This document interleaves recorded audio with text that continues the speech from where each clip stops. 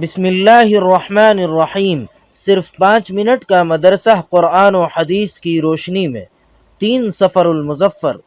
Number 1، اسلامی تاریخ۔ حضرت یوسف علیہ السلام کی آزمائش۔ تمام انبیاء کرام کی طرح حضرت یوسف علیہ السلام کو بھی اللہ تعالیٰ کی رضا و خوشنودی حاصل کرنے کے لیے سخت آزمائشوں سے گزرنا پڑا۔ چنانچہ والد محترم کی شفقت و محبت سے محروم کرنے کے لیے سوتیلے بھائیوں نے سازش کر کے آپ کو اندھیرے کنویں میں ڈال دیا، پھر ایک قافلے کے ذریعے عزیز مصر کے ہاتھوں بیچ دیے گئے۔ چند سال ہی گزرے تھے کہ عزیز مصر کی بیوی کی سازش پر تقریباً 9 سال جیل میں رہنا پڑا۔ جب آپ نے ان تمام مراحل کو صبر و استقامت کے ساتھ طے کر لیا تو اللہ تعالیٰ نے آپ کے اندر حلم و وقار، امانت و دیانت اور عزت و شرافت جیسی صفات مکمل طور پر پیدا فرما دی۔ آپ کے اس صبر و استقامت کی بنا پر بچھڑے ہوئے بھائیوں کو ملا دیا، والد کی گئی ہوئی بینائی واپس کر دی، اور سب سے بڑھ کر آپ کو جیل خانے سے نکال کر نبوت و حکومت سے بھی سرفراز فرما دیا۔ اسی طرح اللہ تعالی صبر کرنے والے اپنے مخلص بندوں کو دین و دنیا کی دولت و عزت عطا فرمایا کرتا ہے۔ نمبر 2، اللہ تعالی کی قدرت۔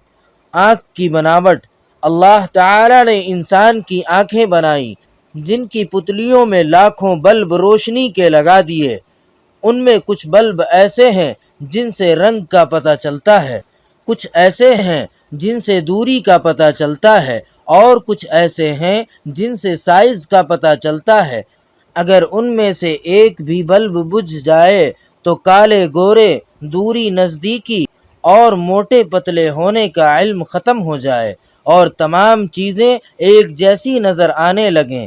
آنکھ کے اندر اتنے سارے بلب کا روشن کرنا اللہ تعالیٰ کی بہت بڑی قدرت ہے۔ نمبر 3، ایک فرض کے بارے میں، جمعہ کی نماز ادا کرنا۔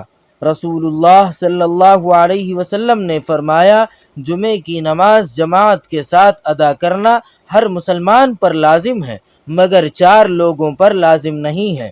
نمبر 1، وہ غلام جو کسی کی ملکیت میں ہو۔ نمبر 2، عورت۔ نمبر 3، نابالغ بچہ۔ نمبر 4، بیمار۔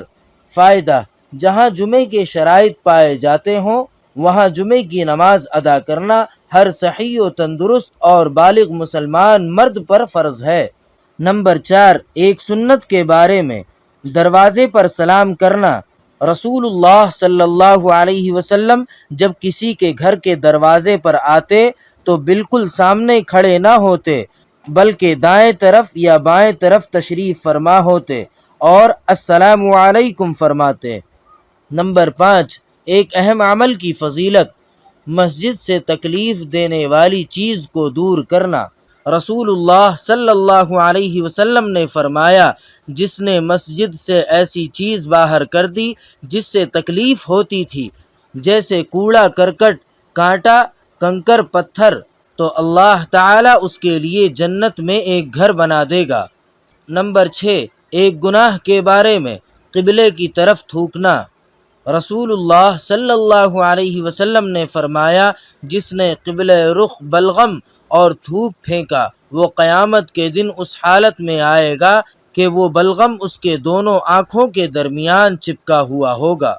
نمبر 7، دنیا کے بارے میں، دنیا آخرت میں کامیابی کا ذریعہ ہے۔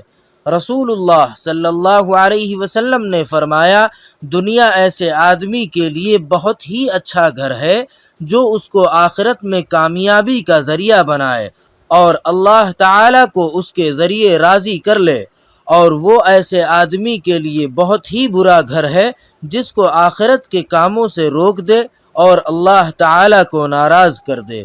نمبر 8، آخرت کے بارے میں، انصاف کا ترازو۔ قرآن پاک میں اللہ تعالیٰ فرماتا ہے، قیامت کے دن ہم انصاف کی ترازو قائم کریں گے اور کسی پر ظلم نہ ہوگا۔ اگر رائے کے دانے کے برابر بھی کوئی عمل ہوگا تو ہم اس کو حاضر کر دیں گے اور ہم حساب لینے والے کافی ہیں۔ نمبر 9، طب نبوی سے علاج، راک سے زخم کا علاج۔ غزوہ احد میں جب رسول اللہ صلی اللہ علیہ وسلم کا چہرہ مبارک زخمی ہو گیا تو آپ صلی اللہ علیہ وسلم کی صاحبزادی حضرت فاطمہ رضی اللہ تعالی عنہا خون دھو رہی تھیں، اور حضرت علی رضی اللہ تعالی عنہ زخموں پر پانی ڈال رہے تھے۔ حضرت فاطمہ رضی اللہ تعالی عنہا نے جب دیکھا کہ خون بند ہونے کے بجائے بڑھتا ہی جا رہا ہے تو انہوں نے کھجور کے پتوں کی چٹائی کا ایک ٹکڑا لے کر جلایا، اور جب وہ راکھ ہو گیا تو اس کو زخموں پر لگا دیا، جس سے خون بند ہو گیا۔ فائدہ: حکیموں نے لکھا ہے کہ ٹاٹ اور کھجور کی چٹائی کی راکھ بہتے ہوئے خون کو روکنے میں بے حد مفید ہے۔